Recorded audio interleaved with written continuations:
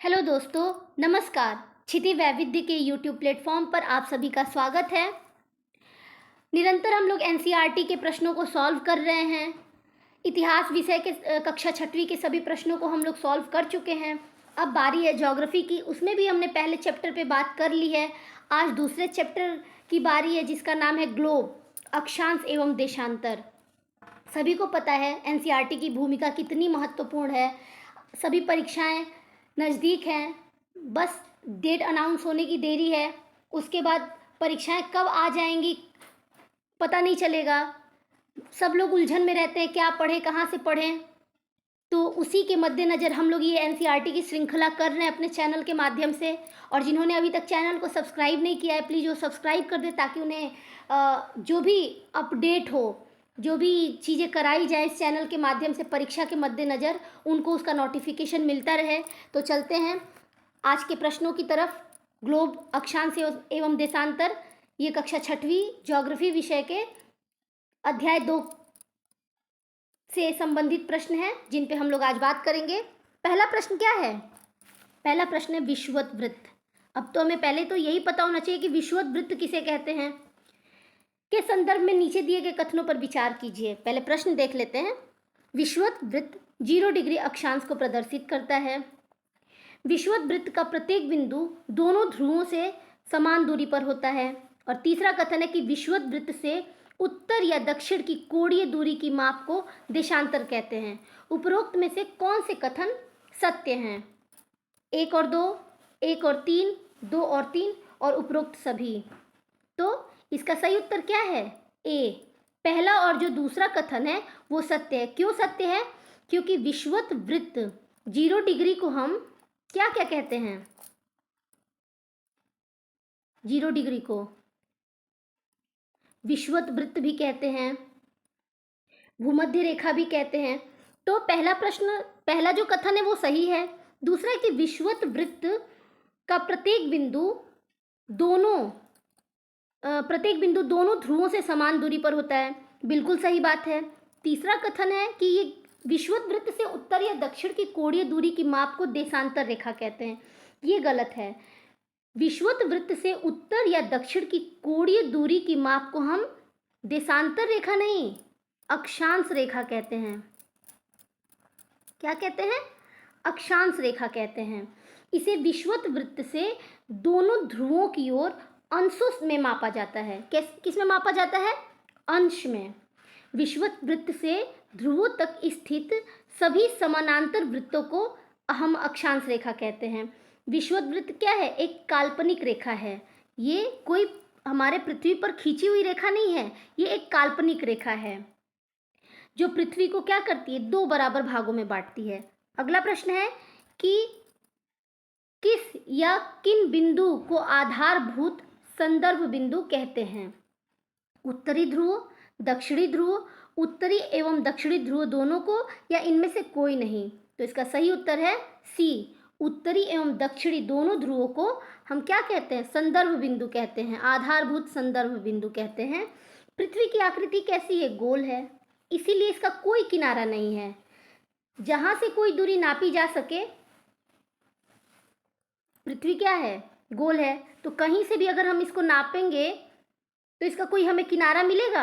नहीं मिलेगा, जिससे हम कहीं एक एग्जैक्ट हम माप करके निकाल सकें। किंतु फिर भी पृथ्वी पर 2 बिंदु, कौन कौन से? उत्तरी ध्रुव और दक्षिणी ध्रुव निश्चित है, और इसीलिए इन्हें हम आधारभूत संदर्भ बिंदु के रूप में जानते हैं। अगला प्रश्न है तीसरा। नीचे दिए गए युग्मों में से कौन से सही सुमेलित नहीं हैं? प्रश्न को हमेशा मैं ये हर बार बोलती हूँ कि सबसे पहले तो हमें प्रश्न समझना चाहिए कि क्या पूछ रहा है। बहुत लोग क्या करेंगे, आता हुआ भी प्रश्न क्यों गलत हो जाता है? ओवर कॉन्फिडेंस में, हड़बड़ी में। तो पहले प्रश्न समझिए कि पूछ क्या रहा है, नहीं है, इसका ध्यान रखना बहुत आवश्यक होता है। कर्क रेखा एवं मकर रेखा के बीच का क्षेत्र उष्णकटिबंध कहलाता है। कर्क रेखा एवं उत्तर ध्रुव वृत्त के बीच का क्षेत्र शीत कटिबंध कहलाता है, और दक्षिण ध्रुव वृत्त एवं दक्षिणी ध्रुव के बीच का क्षेत्र शीतोष्ण कटिबंध कहलाता है। इसमें पूछ रहा है कि कौन से कथन सही नहीं है?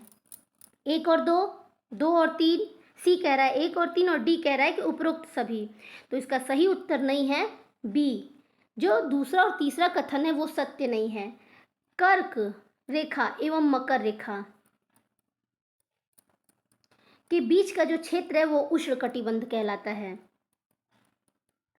एक यहाँ चित्र के माध्यम से आप लोगों को बताते हैं, चलिए, कि ये हमारी पृथ्वी हो गई, ठीक है। इसके मध्य में क्या है? 0 डिग्री, जिन्हें हम विषुवत वृत्त या भूमध्य रेखा कहते हैं। 0 डिग्री से लेकर के 23.5 डिग्री उत्तर और 23.5 डिग्री दक्षिण, कितना? 23.5 डिग्री। ये जो क्षेत्र है पूरा, इन्हें हम क्या कहते हैं? कर्क रेखा से लेकर के मकर रेखा तक। ये पता है, ये कर्क रेखा हो गया और ये मकर रेखा हो गया और बीच में 0 डिग्री हो गया। तो ये पूरा जो क्षेत्र है ये उष्णकटिबंध क्षेत्र कहलाता है। क्या कहलाता है? उष्णकटिबंध क्षेत्र कहलाता है। अब ये 0 डिग्री हो गया, ये 23.5 डिग्री हो गया।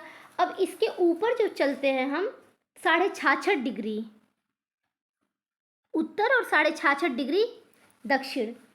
तो ये जो पूरा क्षेत्र है 66.5 डिग्री वाला, कर्क रेखा के बाद वाला जो क्षेत्र है, इन्हें हम क्या कहते हैं? तो ये भाई उत्तर में है, ये नॉर्थ है, ये साउथ पोल है, तो इसे क्या कहते हैं? इसे उत्तरी शीतोष्ण कटिबंध कहते हैं। और नीचे वाले भाग को क्या कहते हैं हम? इसे साउथ में है तो दक्षिणी शीतोष्ण कटिबंध कहते हैं। और जो ये भाग है दोनों तरफ बच गया, ये उत्तरी ध्रुव है और ये दक्षिणी ध्रुव है। तो ये उत्तरी शीत कटिबंध कहलाता है और ये दक्षिणी शीत कटिबंध कहलाता है। ठीक है, क्लियर हो गया? अब क्या है, प्रश्न की तरफ चलते हैं कि कर्क रेखा एवं मकर रेखा के बीच का क्षेत्र उष्णकटिबंध कहलाता है। बिल्कुल सही है, अभी हमने बताया।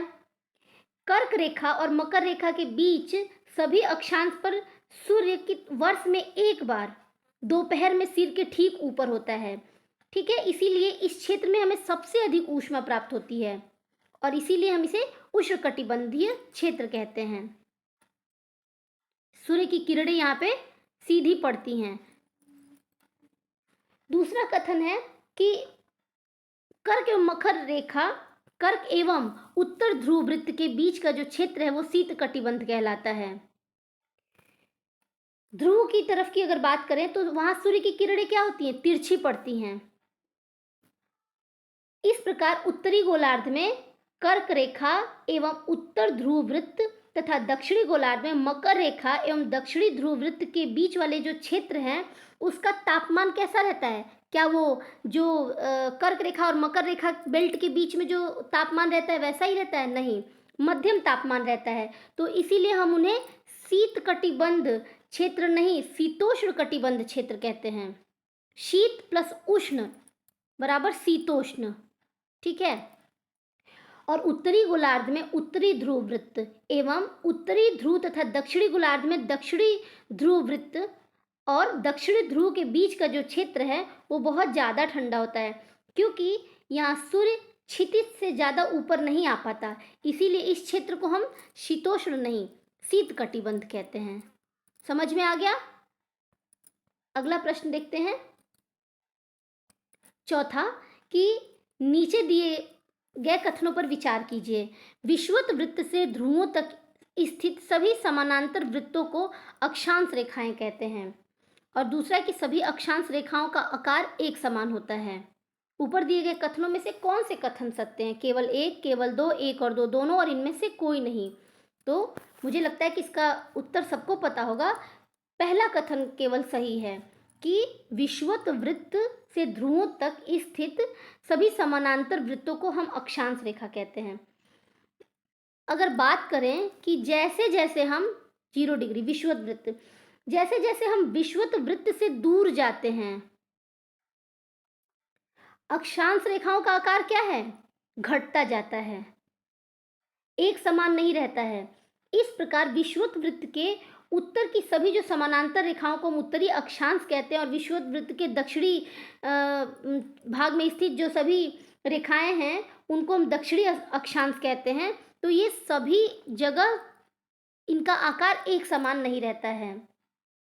अक्षांशों को हम अंशों में मापते हैं। और दो, ये बहुत बड़ा मतलब ये बार बार पूछा जाने वाला प्रश्न है, फैक्ट है कि दो अक्षांशों के बीच की दूरी कितनी होती है अगर पूछा जाए तो 111 किलोमीटर होती है। ठीक है, चलते हैं अगले प्रश्न की तरफ। पांचवा प्रश्न है, उत्तरी ध्रुव से दक्षिणी ध्रुव को जोड़ने वाली संदर्भ रेखा को क्या कहते हैं? जो उत्तरी ध्रुव से दक्षिणी ध्रुव को जोड़ने वाली संदर्भ रेखा को हम क्या कहते हैं? विषुवत वृत्त कहते हैं, देशांतरीय याम्योत्तर रेखाएं कहते हैं, अक्षांश रेखाएं, या उत्तरी ध्रुव वृत्त आर्कटिक वृत्त कहते हैं। क्या इसका सही उत्तर होगा कि उत्तर से जो दक्षिण ध्रुव को जोड़ता है उन्हें हम देशांतरीय याम्योत्तर रेखाएं कहते हैं। किसी भी स्थान की सही स्थिति बताने के लिए अक्षांश के अलावा यह भी जानना आवश्यक होगा कि उत्तरी, नॉर्थ साउथ, उत्तरी से दक्षिणी ध्रुव को जोड़ने वाली देशांतरीय याम्योत्तर से पूर्व या पश्चिम की ओर इन स्थानों की दूरी कितनी है? ठीक है, ये हमारी देशांतर रेखाएं हैं। देशांतरों को हम अंशों में मापते हैं और विषुवत रेखा पर दो देशांतरों के बीच की दूरी की अगर बात करें, अक्षांशों की तो हमने बात कर ली, अब देशांतरों के बीच की दूरी की बात करें तो कितनी होती है? पहले अक्षांश की एक बार और रिवीजन हो जाए, 111 किमी, और देशांतर की बात कर लें तो 111.321 किलोमीटर। ठीक है, और यह ध्रुवों की तरफ क्रमशः क्या होती है? घटती जाती है। जैसा अभी मैंने चित्र में बनाया था कि ये मान लीजिए कि ग्लोब हो गया और ये आपकी देशांतर रेखा हो गई। ये जो ध्रुवों की तरफ है ना, ये घटती जाती है, सभी जगह ऐसे नहीं होती है, ये इस शेप में होती है। तो ध्रुवों की तरफ क्या होती है? घटती जाती है। चलते हैं अगले प्रश्न की तरफ। छठा प्रश्न है, देशांतरीय याम्योत्तर के संदर्भ में नीचे दिए गए कथनों पर विचार कीजिए। देशांतरीय याम्योत्तर अर्धवृत्त होते हैं। इनके बीच की दूरी ध्रुवों की ओर बढ़ने पर घटती जाती है तथा ध्रुवों पर शून्य हो जाती है। देशांतरीय याम्योत्तर की लंबाई एक समान होती है। कौन से कथन सत्य हैं? 1 और 2, 1 और 3, 2 और 3, और डी कह रहा है कि उपरोक्त सभी। तो इसका सही उत्तर क्या है? उपरोक्त सभी। अभी हमने बताया कि देशांतरीय याम्योत्तर अर्धवृत्त होता है, बिल्कुल, ये दो भागों में बांट रहा है, और इनके बीच की जो दूरी है वो ध्रुवों के तरफ बढ़ने पर क्या होती है? घटती जाती है, और ध्रुवों पर जाकर के ये शून्य हो जाती है। ठीक है, देखिए जैसा कि चित्र में आप ध्यान से देखेंगे तो आपको समझ में आएगा। जहाँ सभी देशांतरीय याम्योत्तर आपस में मिलती हैं वहाँ पे इनकी जो क्या कहते हैं, ये शून्य हो जाते हैं। इनकी जो बीच की दूरी होती है वो शून्य हो जाती है। अक्षांश रेखाओं से भिन्न देशांतरीय याम्योत्तर की लंबाई क्या होती है? एक समान होती है, और अक्षांश रेखाओं की लंबाई घटती जाती है। अगला प्रश्न है 7वां, कि किसी स्थान का मानक समय स्टैंडर्ड टाइम निर्धारित करने का आधार होता है। किसके आधार पे हम मानक समय ज्ञात करते हैं? अक्षांश रेखा, प्रमुख याम्योत्तर, अंतर्राष्ट्रीय तिथि रेखा, या विषुवत रेखा? तो इसका सही उत्तर क्या है? प्रमुख याम्योत्तर रेखा, बी। इसके द्वारा हम मानक समय स्टैंडर्ड टाइम निर्धारित करते हैं। देशांतरीय याम्योत्तर की लंबाई एक समान होने के कारण इन्हें सिर्फ मुख्य संख्याओं में व्यक्त करना कठिन था।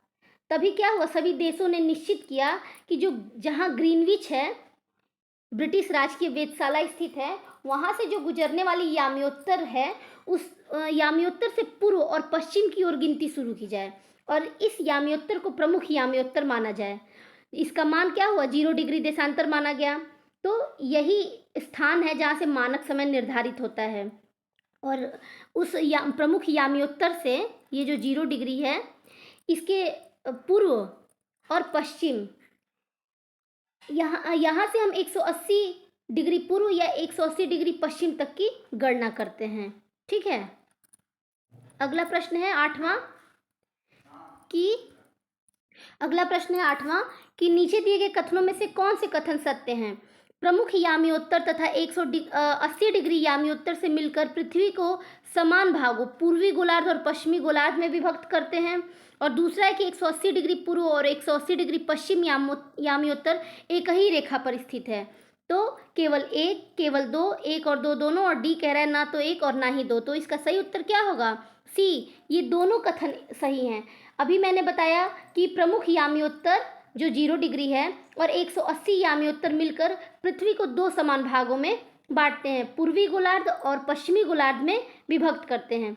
इसीलिए किसी स्थान के देशांतर के आगे पूर्व के लिए हम क्या डिनोट करते हैं? पूर्व, और पश्चिम के लिए पश्चिम का उपयोग करते हैं। 180 डिग्री पूर्व और 180 डिग्री पश्चिम यामियोत्तर एक ही रेखा पर स्थित है। ये बहुत ही इंपॉर्टेंट फैक्ट है। 180 डिग्री देशांतर रेखा को अंतर्राष्ट्रीय तिथि रेखा के नाम से भी हम जानते हैं। अगला प्रश्न है 9वां, नीचे दिए गए कथन एवं कारणों पर विचार कीजिए। कथन है कि ग्रीनविच से पूर्व के स्थानों का समय ग्रीनविच समय से आगे होता है तथा पश्चिम के स्थानों का समय पीछे होता है। और कारण क्या है कि पृथ्वी अपने काल्पनिक अक्ष पर पूर्व से पश्चिम की ओर घूमती है। कथन एवं कारण सही है और एक दूसरे की व्याख्या है। बी है कि कथन और कारण सही है लेकिन एक दूसरे की व्याख्या नहीं है। और सी कह रहा है कि कथन सही है लेकिन कारण गलत है। और डी कह रहा है कि कथन गलत है लेकिन कारण सही है। तो इसका क्या सही होगा? इसका सी, कथन तो सही है लेकिन कारण जो दे रहा है वो गलत है। कथन क्या है कि ग्रीनविच से पूर्व के स्थानों को ग्रीनविच समय से आगे होता है और पश्चिम के स्थानों का समय पीछे होता है। इसका कारण क्या है कि पृथ्वी अपने काल्पनिक अक्ष से पर पूर्व से पश्चिम की ओर घूमती है। तो पृथ्वी अपने काल्पनिक अक्ष पर पश्चिम से पूर्व की ओर घूमती है, ना कि पूर्व से पश्चिम की ओर चक्कर लगाती है। वे स्थान जो ग्रीनविच के पूर्व में हैं उनका समय ग्रीनविच से आगे रहता है और जो ग्रीनविच के पश्चिम में उनका समय पीछे होता है। अगला प्रश्न है 10वां कि पृथ्वी को अपने अक्ष में 1 डिग्री घूमने में कितना समय लगता है? 4 मिनट, 60 मिनट, 5 मिनट या 20 मिनट? तो इसका सही उत्तर क्या है? इसका सही उत्तर है 4 मिनट। पृथ्वी को अपने अक्ष में 1 डिग्री घूमने में 4 मिनट का समय लगता है। पृथ्वी अपने अक्ष पर 24 घंटे में कितनी बार घूमती है? 360 डिग्री घूमती है। तो 24 घंटे बराबर कितना होगा? 360 डिग्री, ठीक है। इसीलिए अगर 1 घंटे इस पे निकाले तो 1 घंटे में कितनी घूमेगी? तो 15 डिग्री। और 1 घंटे में कितने मिनट होते हैं? तो 60 मिनट होते हैं। तो 60 मिनट बराबर 15 डिग्री। तो 1 डिग्री बराबर कितना होगा? 4 मिनट, ठीक है। इसीलिए 1 डिग्री घूमने में उसको 4 मिनट का समय लगता है। अगला प्रश्न है 11वां कि यदि कोई स्थान ग्रीनविच से 20 डिग्री पूर्व में स्थित है तब ग्रीनविच और उस स्थान के समय में कितना अंतर होगा? 1 घंटा, 1 घंटा 20 मिनट, 1 घंटा 30 मिनट या एक समान समय रहेगा? तो इसका सही उत्तर क्या होगा कि 1 घंटा 20 मिनट का अंतर होगा, ठीक है। कैसे होगा? अभी हमने पीछे बताया कि 1 डिग्री देशांतर बराबर कितना मिनट? 4 मिनट, ठीक है। 20 डिग्री देशांतर बराबर 20 गुणे 4 कितना हो जाएगा? 80 मिनट, ठीक है। और 80 मिनट बराबर कितना होता है? 1 घंटा 20 मिनट। अगर 80 मिनट को हम घंटे में बदलें तो कितना होगा? 60 मिनट का 1 घंटा और 20 मिनट, तो 1 घंटा 20 मिनट। अगला प्रश्न है 12वां कि भारत के किस यामियोत्तर देशांतर रेखा को भारत का स्थानीय समय माना जाता है? 82.5 डिग्री पूर्व, 82.5 डिग्री पश्चिम, 81 डिग्री पूर्व या 83.5 डिग्री पश्चिम? तो इसका सही उत्तर क्या है? लगभग सबको पता होगा कि 82.5 डिग्री पूर्व को भारत का स्थानीय समय माना जाता है। भारत के गुजरात के द्वारका, कहाँ से? गुजरात के द्वारका और असम के डिब्रूगढ़ के स्थानीय समय में कितने घंटे का अंतर होगा? अगर देखा जाए तो लगभग 2 घंटे का अंतर होता है। इसीलिए यह आवश्यक था कि किसी भी देश के मध्य भाग से गुजरने वाली किसी यामियोत्तर के स्थानीय समय को हम क्या करें, देश का मानक समय माने। तो भारत 82.5 डिग्री पूर्व को हम मानक यामियोत्तर मानते हैं, जो कहाँ से गुजरती है, इलाहाबाद के नैनी से गुजरती है। अगला प्रश्न है कि भारत के मानक समय एवं ग्रीनविच के मानक समय में कितना अंतर है? 5.5 घंटा आगे है, 5.5 घंटा पीछे है, 6.5 घंटा पीछे है और 4.5 घंटा आगे। तो इसका सही उत्तर क्या होगा कि 5.5 घंटा आगे है। भारत का मानक समय यामियोत्तर ग्रीनविच के 82.5 डिग्री पूर्व में स्थित है। यहाँ का समय ग्रीनविच के समय से 5.5 घंटा आगे है। इसीलिए जब क्या होता है, लंदन में दोपहर के 2 बजते हैं तो भारत में शाम के 7:30 बजते हैं। तो इस श्रृंखला में बस इतना ही। फिर मिलेंगे एक नई श्रृंखला, एक नए अध्याय के साथ। तब तक के लिए धन्यवाद।